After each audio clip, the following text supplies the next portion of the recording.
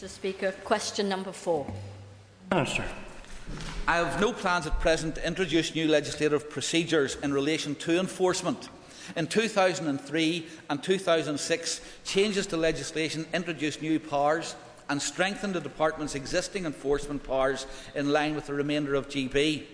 New measures included increases in the level of fines for offences, the ability to serve a breach of condition notice to streamline enforcement procedures for breaches of conditions, and temporary stand-alone stop powers to halt the breach of planning control for a period of up to 28 days as soon as the breach is identified, without first having to issue an enforcement notice.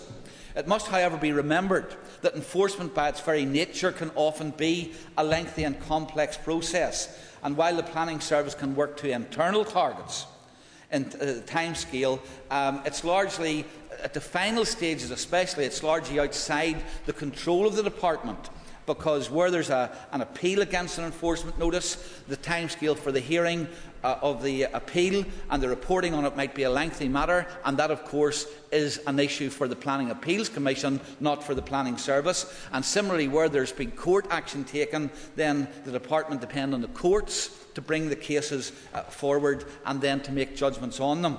So, in addition to the current legislation, which does allow offenders to reopen arguments, does not allow offenders to reopen arguments on the planning merits of the case in court, where those arguments have been dealt with by the enforcement appeal to the Planning Appeals Commission, and where an appeal is pending, it's therefore not possible to proceed with summons action.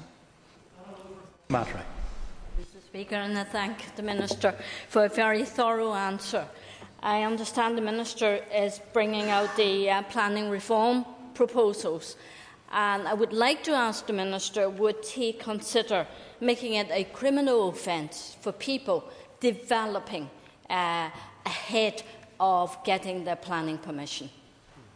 I'm glad that the member has raised this issue, and indeed I would love to have the planning reform proposals out in the open, because had I been able to do that, I think she would have been pleasantly surprised. I'm going to give away some secrets here, because part of the planning reform proposals are exactly to consult about the criminalisation of where there are breaches of planning applications. And I think that, it's one thing for people to take a chance, but if they think they're going to get a criminal record, and of course it wouldn't apply, there'd be certain circumstances which it may not apply, it depends how serious the breach was, but that is one of the proposals coming forward in the planning reform, and once the party opposite finally get their head round those proposals, then perhaps we can get those out for consultation. And I've got to say, the information which I am getting from all of those who are involved in the planning process, whether it's applicants, objectors or various groups, is that they wish to see those proposals out for consultation and implemented as quickly as possible.